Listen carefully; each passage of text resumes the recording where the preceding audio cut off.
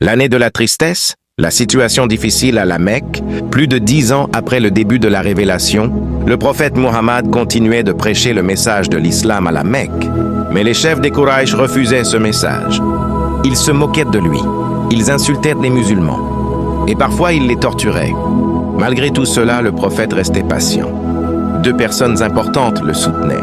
Son épouse Khadija bint Khuwaylid, son oncle Abu Talib.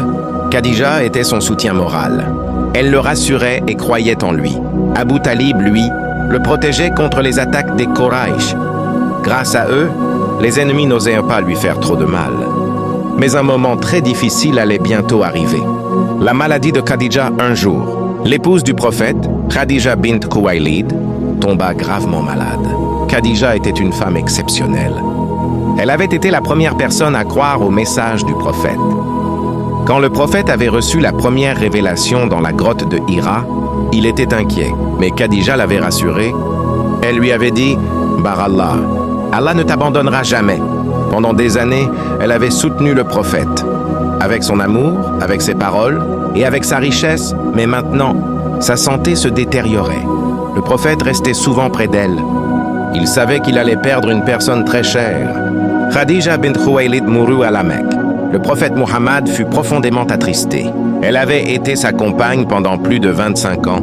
Elle l'avait soutenue dans les moments les plus difficiles. Les musulmans aussi furent très tristes.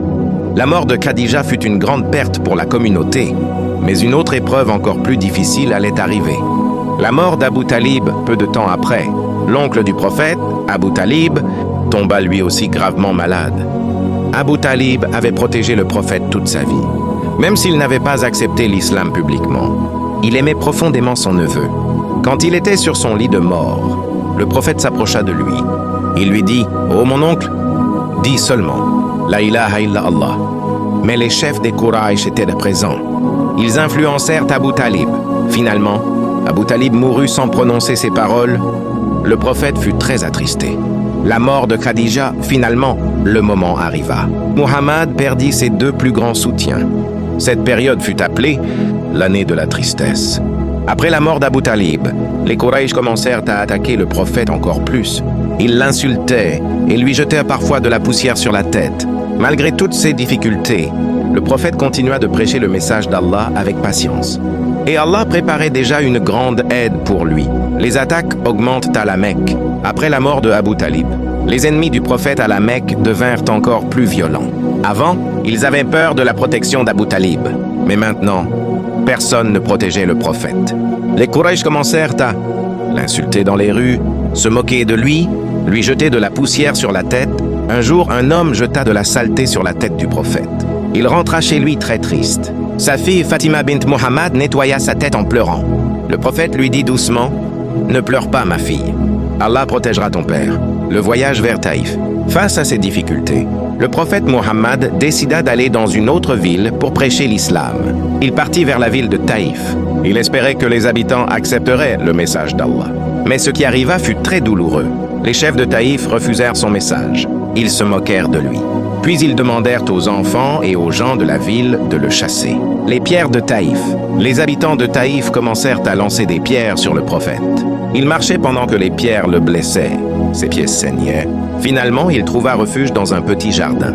Là, il leva les mains vers le ciel et fit une invocation très émouvante. Il demanda l'aide d'Allah. Malgré toute cette souffrance, il ne demanda pas la destruction des habitants de Taïf. La miséricorde du prophète. À ce moment, un ange descendit. C'était l'ange des montagnes. Il dit au prophète Muhammad, « Si tu veux, je peux écraser les habitants de cette ville entre les montagnes. » Mais le prophète répondit, « Non, peut-être que leurs enfants adoreront Allah. » Cette réponse montre la grande miséricorde du prophète, même envers ceux qui l'avaient de blessé. La fin de l'année de la tristesse. Après tous ces événements, le prophète retourna à la Mecque. L'année avait été très difficile. Il avait perdu Khadija bint Khuwaylid, Abu Talib, et il avait été rejeté à Taïf. Mais malgré toutes ces épreuves, le prophète resta patient. Peu de temps après, Allah allait lui accorder un grand miracle. Le voyage nocturne et l'ascension. C'était un moment très spécial. L'ascension vers les cieux, après la prière, le prophète commença l'ascension vers les cieux avec l'ange Jibril. Ils montèrent ciel par ciel.